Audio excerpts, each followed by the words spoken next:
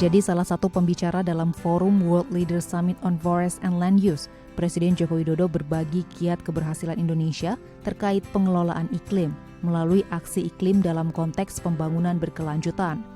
Presiden menjelaskan pengelolaan iklim di tanah air dilakukan melalui pertimbangan aspek lingkungan yang sejalan dengan aspek ekonomi dan sosial serta kemitraan dengan masyarakat. Dalam pidatonya di hadapan para pemimpin negara, Presiden Joko Widodo juga menjelaskan program perhutanan sosial di Indonesia yang bertujuan sebagai upaya konservasi hutan serta sumber kehidupan masyarakat sekitar. Hal tersebut menjadi penting karena terdapat jutaan masyarakat Indonesia yang menggantungkan hidupnya dari sektor kehutanan, serta sebanyak 34% dari seluruh desa di Indonesia berada di perbatasan ataupun di dalam kawasan hutan. Ini adalah komitmen Indonesia untuk menjadi bagian dari solusi. Dan capaian nyata Indonesia di sektor kehutanan tidak terbantahkan. Pada tahun 2020, tingkat kebakaran hutan di Indonesia diminimalisir hingga 82%. Pada tahun 2019, penurunan emisi dari hutan dan tata guna lahan juga ditekan hingga 40,9% jika dibandingkan tahun 2015. Deforestasi hutan di Indonesia juga mencapai tingkat terendah dalam 20 tahun terakhir. Ini dilakukan saat dunia tahun lalu kehilangan 12% lebih banyak hutan primer dibanding tahun sebelumnya.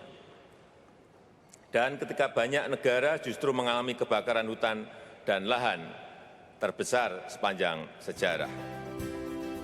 Kepala negara juga memberikan pandangannya dalam upaya menjadikan hutan sebagai bagian dari aksi iklim global.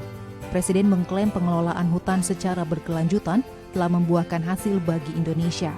Indonesia berhasil meminimalisir tingkat kebakaran hutan, deforestasi, dan juga emisi dari sektor kehutanan.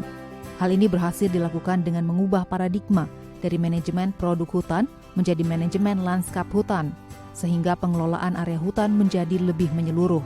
Presiden menegaskan Indonesia siap berbagi pengalaman tentang keberhasilannya mengatasi kebakaran hutan dan lahan dengan negara-negara lainnya.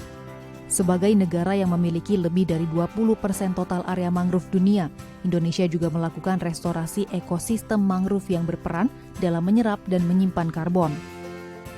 Terkait pengelolaan hutan, Indonesia juga telah mengubah paradigma dari manajemen produk hutan menjadi manajemen lanskap hutan, sehingga pengelolaan area hutan menjadi lebih menyeluruh.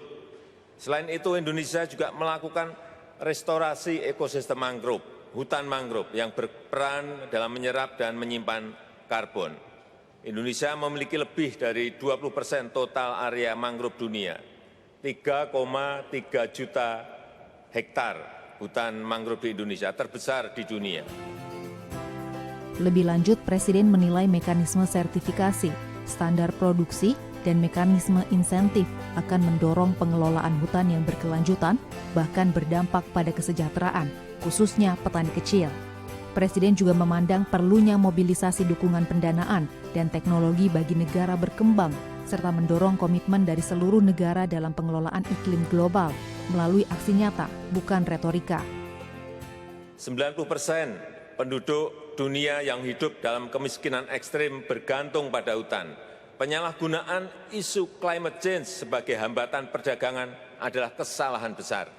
Hal ini akan menggerus trust terhadap kerjasama internasional mengatasi climate change dan malah menghalangi pembangunan berkelanjutan yang justru sangat dibutuhkan. Pengelolaan hutan dalam kerangka pembangunan berkelanjutan menjadi satu-satunya pilihan. Kami siap berbagi pengalaman dan pengetahuan untuk itu.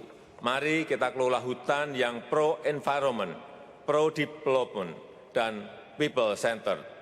Ini adalah tujuan utama dari Forest, Agriculture and Commodity Trade Dialogue yang diketuai bersama Indonesia dan Inggris. Sehingga hutan akan menjadi solusi berkelanjutan bagi aksi iklim global. Terima kasih. Priscilia Claudia, Tim Liputan, DAI TV.